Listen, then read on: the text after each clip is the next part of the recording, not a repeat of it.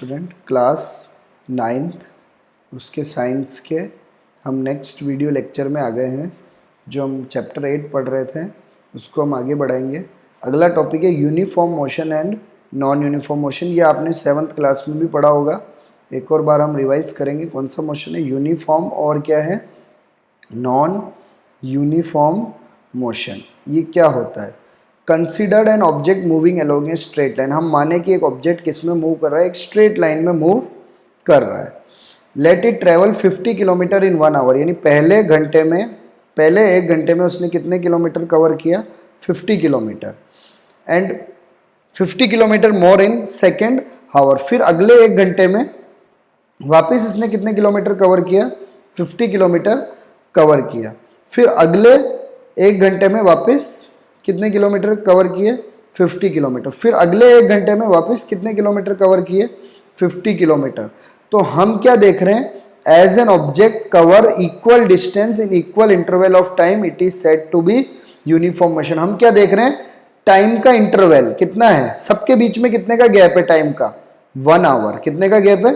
1 hour. यानी हर एक घंटे में वो कितने किलोमीटर कवर कर रहा है? 50 किलोमीटर। यानी इक्वल टाइम इक्वल डिस्टेंस, यानी हर 1 आवर और कितने किलोमीटर?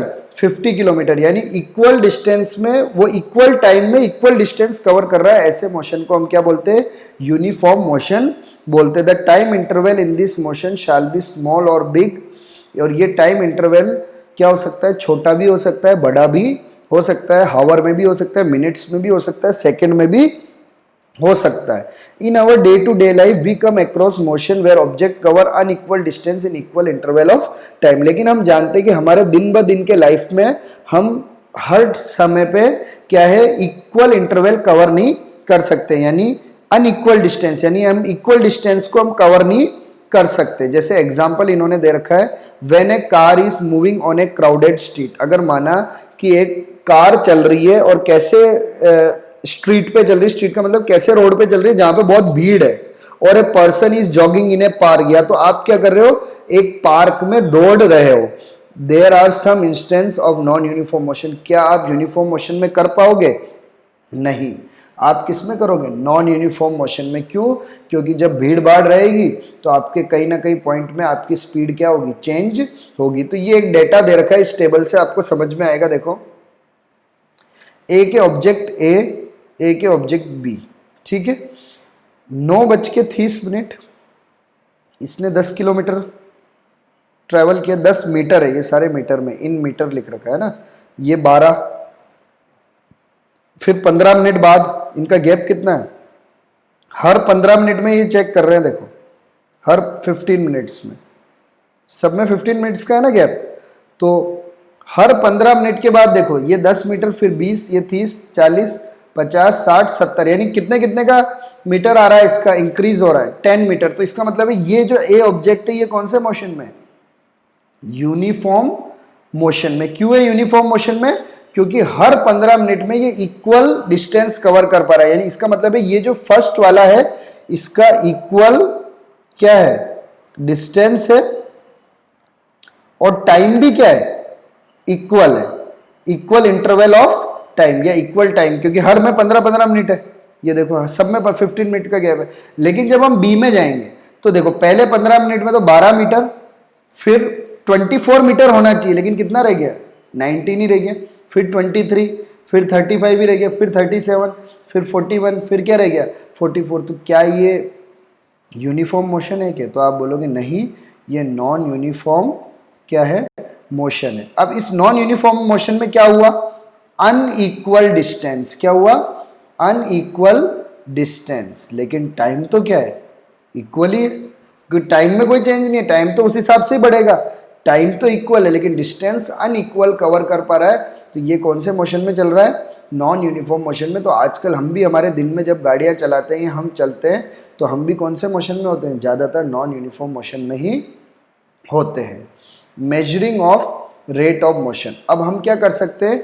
मोशन को कितनी गति से वो चल रहा है उसको क्या कर सकते हैं? नाप सकते हैं। नाप का मतलब हम उसको क्या कर सकते हैं? मेजर कर सकते हैं।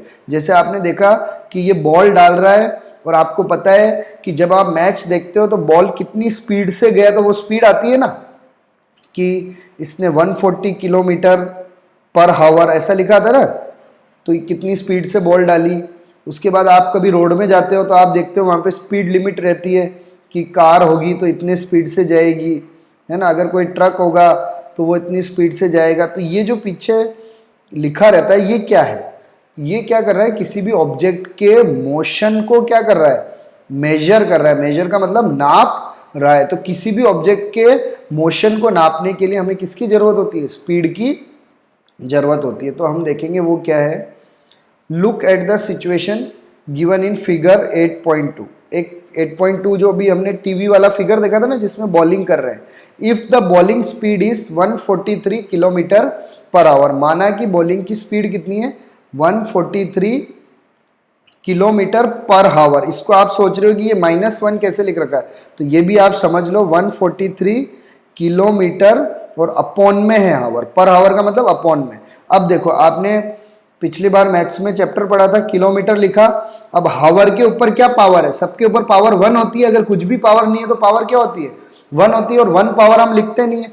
अब मैंने बोला कि इस हावर को ऊपर लाना है, तो जब ऊपर लाएंगे तो पावर प्लस की होती है तो क्या हो जाती है माइनस की। तो आपने जैसे पढ़ा था ना 2 की पावर -2 है, अगर उसको नीचे लाना है तो 2 की पावर क्या हो जाती है +2। वैसे हावर नीचे था और ऊपर लाना है तो वो क्या हो जाएगी पावर -1। तो इस तरह भी हम इसको लिख सकते हैं, नहीं तो आप सिंपल इसको ऐसे भी लिख सकते हो 143 kilometre per hour. What does it means, इसका मतलब क्या है।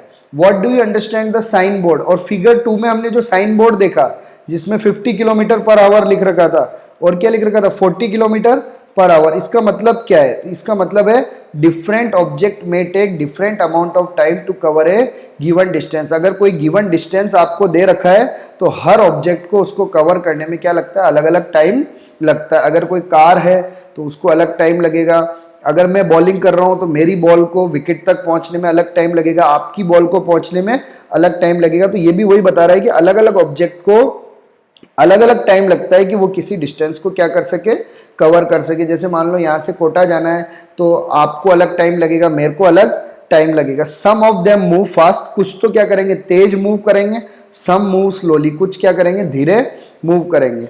The rate at which object can move be different, यानी किस गति से कोई भी, किस गति से या किस दर से कोई भी ऑब्जेक्ट मूव कर रहा है वो क्या होता है अलग अलग होता है। Different object can move at the same rate, और कुछ ऑब्जेक्ट एक ही गति से मूव कर सकते हैं।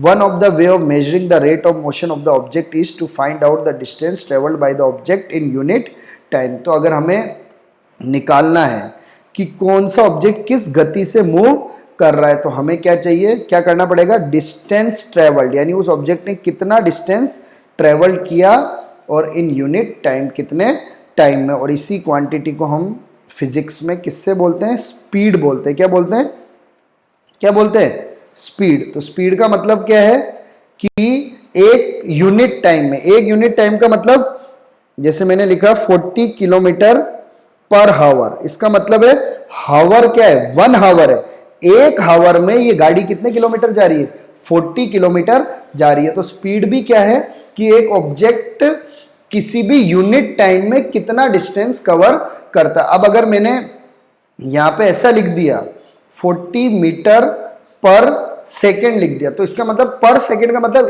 एक सेकेंड में वो ऑब्जेक्ट कितने मीटर जा रहा है 40 मीटर। तो यहां पे यूनिट टाइम का मतलब 1 होता है, वन टाइम। अगर हावर लेंगे तो 1 आवर, सेकेंड लेंगे तो 1 सेकेंड, मिनट होगा तो 1 मिनट। तो एक ऑब्जेक्ट एक यूनिट टाइम में जितने डिस्टेंस को कवर करेगा वो उसकी क्या हो जाएगी, स्पीड हो जाएगी। जैसे मैं चलने लगा, अगर मैं 1 घंटे में कितनी डिस्टेंस कवर करूंगा वो मेरी क्या हो जाएगी, स्पीड हो जाएगी। आप अगर दौड़ने लगे, आप अगर मिनट ले रहे हो तो 1 मिनट में आप जितना कवर करोगे तो वो आपकी क्या हो जाएगी, मिनट की स्पीड हो जाएगी। ऐसा यूनिट क्या है स्पीड की, तो आपको पता है मीटर पर सेकंड, मीटर और सेकंड में नाप रहे तो मीटर पर सेकंड, इसको कैसे लिखते हैं ms-1, एस को ऊपर ले आएंगे -1। फिर अगर छोटी और छोटी यूनिट है तो सेंटीमीटर पर सेकंड, तो इसको लिख सकते हैं cm-s-1। फिर और बड़ी यूनिट लेनी है जैसे गाड़ी की तो किलोमीटर पर हावर, तो किलोमीटर h-1। तो इस तरह की इसकी क्या होती है, speed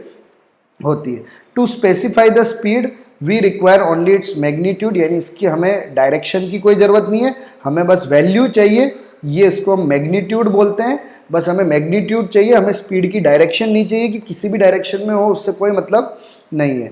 the speed of object need to be not be constant, और जरूरी नहीं है कि हर ऑब्जेक्ट की स्पीड फिक्स हो, कभी उसकी स्पीड हमेशा क्या होती रहेगी, चेंज होती रहेगी। ये भी आपको ध्यान रखना है कि स्पीड कभी क्या नहीं रहेगी, कांस्टेंट नहीं रहेगी। कांस्टेंट का मतलब फिक्स नहीं रहेगी। In most case object will be non uniform, क्योंकि सभी ऑब्जेक्ट ज़्यादातर केसों में क्या रहते हैं, नॉन यूनिफॉर्म मोशन में रहते हैं। और अगर वो नॉन यूनिफॉर्म मोशन में रहेंगे तो उनकी स्पीड कभी भी क्या नहीं रहेगी, कांस्टेंट या फिक्स नहीं रहेगी।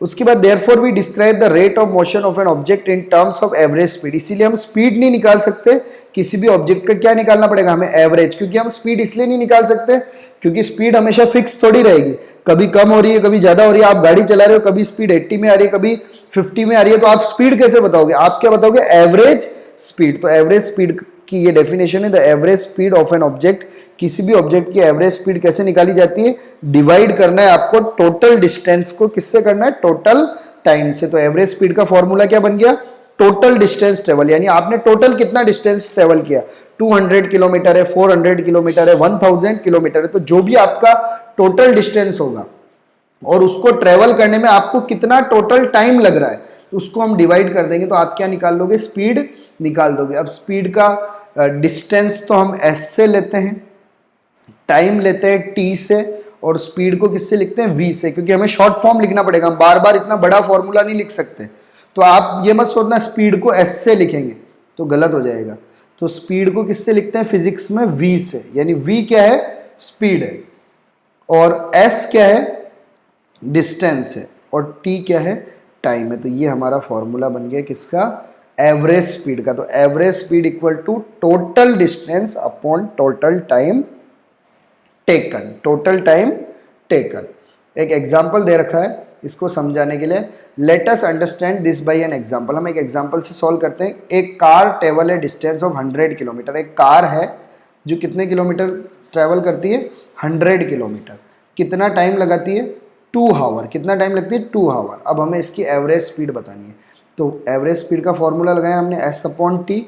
तो टोटल कितने किलोमीटर गई, 100 किलोमीटर, डिवाइडेड बाई टाइम कितना लगा, 2 आवर, 2 से कैंसिल किया कितना आ गया, 50। तो आंसर कितना आ गया, 50 किलोमीटर पर आवर। और या ऐसे भी लिख सकते हैं 50 km, और फिर h के ऊपर क्या लगा देना, -1। तो ये आ गया एवरेज स्पीड कितना आ गया, 50 kilometre per hour. The car might have not travelled 50 kilometre per hour all the time, लेकिन इसका मतलब ये नहीं है कि पूरे टाइम गाड़ी 50 किलोमीटर में चली, ये गलत है। गाड़ी कभी 100 में भी चली होगी, कभी 80 में भी चली होगी, कभी 40 में भी चली होगी, कभी 20 में भी, कभी 10 में भी चली होगी, लेकिन पूरा इसका एवरेज स्पीड कितनी थी, 50 किलोमीटर कम थी। इस 50 है, इसका मतलब 50 से तेज भी चली होगी कई बार, और 50 से क्या चली होगी, स्लो भी चली होगी। ये तो एवरेज है, क्या है, एवरेज स्पीड है। एक 8.1 एग्जाम्पल दे रखा है, एक ऑब्जेक्ट है जो ट्रेवल कर रहा है कितने मीटर, 16 मीटर है ना, इन 4 सेकेंड, यानी एक ऑब्जेक्ट है 16 मीटर तो जा रहा है 4 सेकेंड में, फिर अगले 16 मीटर कितने में जा रहा है, 2 सेकेंड में। तो हमें बतानी है उसकी एवरेज स्पीड। तो एवरेज स्पीड के लिए हमें क्या चाहिए, टोटल डिस्टेंस। पहले क्या चाहिए, टोटल डिस्टेंस। तो टोटल डिस्टेंस कितना है, पहले 16 फिर वापस 16, तो 16 इंटू 16 कितना हो गया, 32 मीटर। फिर हमें चाहिए टोटल टाइम टेकन, कितना टाइम लगा, पहले वाले डिस्टेंस को कवर करने के लिए 4 सेकेंड, फिर 2 सेकेंड, तो टोटल कितना लगा, 6 सेकेंड। फिर फॉर्मूला लगाएंगे v इक्वल टू क्या है, s अपॉन टी, यानी total distance upon total time.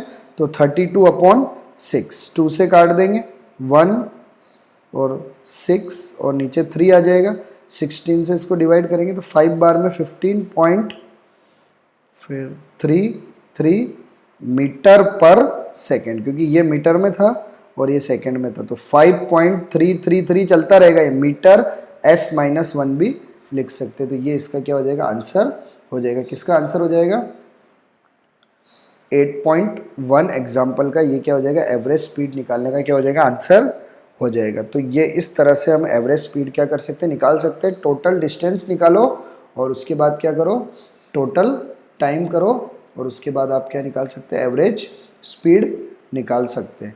तो हमने स्पीड तक कंप्लीट कर लिया है। अगला जो आता है वो वेलोसिटी आता है, उसके बारे में हम अगले लेक्चर में पढ़ेंगे। आप यहाँ तक इस चैप्टर को अच्छे से पढ़ के कंप्लीट करना, इजी चैप्टर है। धीरे धीरे हम कॉन्सेप्ट को समझते जाएंगे। तो इसमें न्यूमेरिकल प्रॉब्लम है, सॉल्व करने के बहुत सारे क्वेश्चंस आएंगे, उनको हम अच्छे से सॉल्व करेंगे। एक एक फॉर्मूले को आप अच्छे से समझते जाना। आशा करता हूँ आपको वीडियो पसंद आया होगा। Thank you for watching.